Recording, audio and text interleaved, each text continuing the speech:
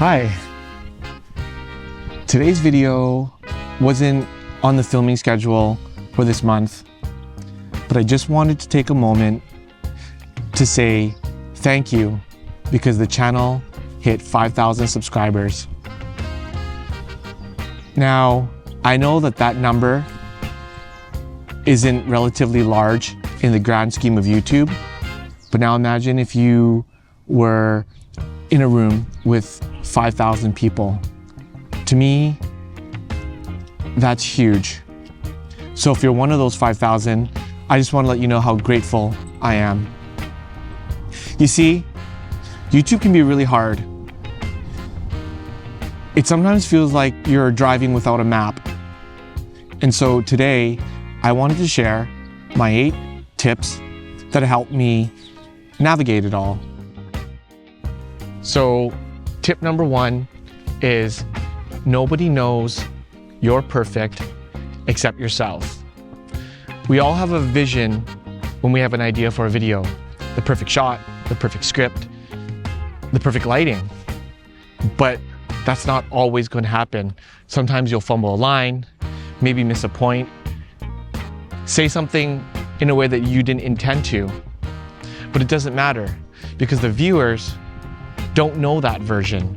They only see what you give them. So use the gear you have, say what you need to say, and hit upload because perfection is the enemy of progress. And nobody knows you're perfect but yourself. All right, so tip number 2 is make what you love. I find that the best videos come from genuine passion. Things that you can go on about for hours, things that you're absolutely in love with and passionate about. Yes, a niche can help you grow your channel, but you shouldn't let that box you in. It's your enthusiasm that people can feel and help people come back to your channel. You should make the things that you love, and then eventually that niche will find you. Okay, so tip number 3, focus on value, not just views. Before you hit record, ask yourself, why would somebody want to watch this? Every video that you make should provide some sort of value, whether you're teaching them something, telling them a compelling story, sparking emotion, or simply just trying to entertain their day.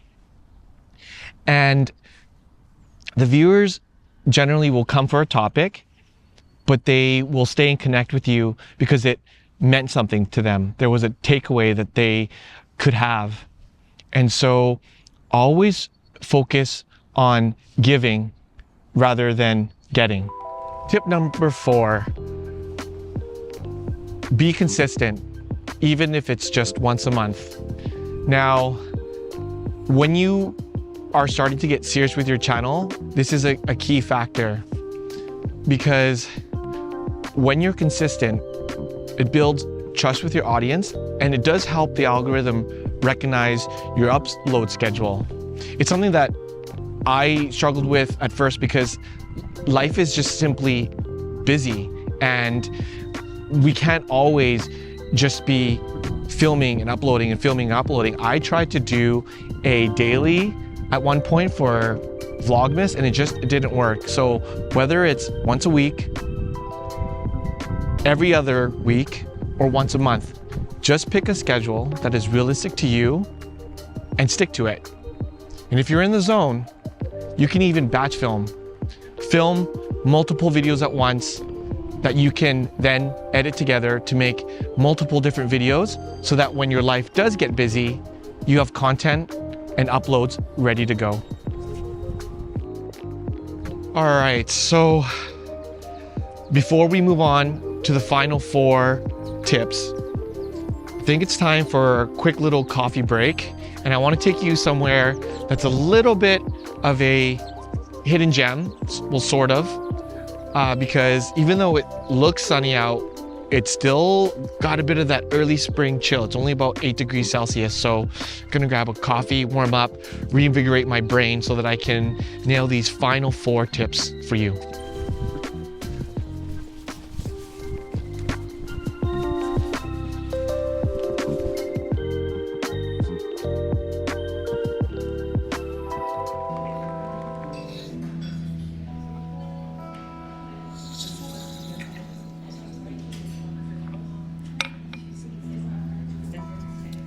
Okay, so we are here at the Soho House in Berlin, and even though this might not seem like a place you would stop for a coffee for most people, it's actually really great because the coffee shop is integrated into their concept store, which gives you a ton of tables and working spaces. So often I'll come here and do a little bit of editing or whatnot, because the coffee shops in Berlin are actually really small and not always the best for co-working. So I'm just gonna finish this coffee while it's hot, and then we will finish off with those last 4 points.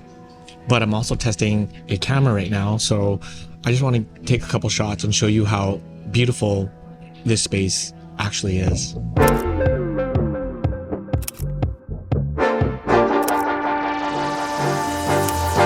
Just like pretty pictures, the next tip is thumbnails, titles, and analytics. Because your thumbnail and your title is what's gonna help people decide whether they want to click or keep strolling. It's that first impression. And so you want to make it clear, you want to make it interesting, and you want to make it fun and relatable. But it doesn't have to be clickbait. It just has to be interesting enough to spark their curiosity. Once you have a few videos up, you want to check your analytics once in a while, but don't obsess over it. Your analytics is the easiest way for you to get feedback from your audience without them having to say a single word to you. For the next tip, it is to learn some basic editing and to keep it snappy. You don't need Hollywood level effects or fancy transitions. You just want to focus on good flow and good pacing. Cut out any awkward pauses, any rambling, and trim the unnecessary fat and keep it moving. Try to follow a traditional story structure as well. It'll help you establish a story that people can follow. So a beginning, middle, and end, and it doesn't have to be complicated. Starting out simple is better. Clean edits and smooth flow go a long way, even more than fancy transitions. So just try to keep it snappy and let the story lead the way. All right, so for this last and final tip, it is to engage with your viewers. I mentioned it before, but it's probably one of my favorite parts about doing YouTube, because there are many YouTubers out there, but only one of you. So take the time to reply to comments, ask for feedback, and have your audience share their own personal experiences and insights, because that will foster connection. And that simple dialogue will create a community, and that community will turn an audience into supporters that can grow with you. So that's pretty much it. I can say that YouTube has been a lot of hard work, but also a lot of fun. So if you are on your own journey, I hope that these 8 tips help you navigate it and you're able to find your own rhythm in that process. So don't forget to subscribe to the channel. Thank you again for helping me reach 5,000. I am extremely grateful and appreciative.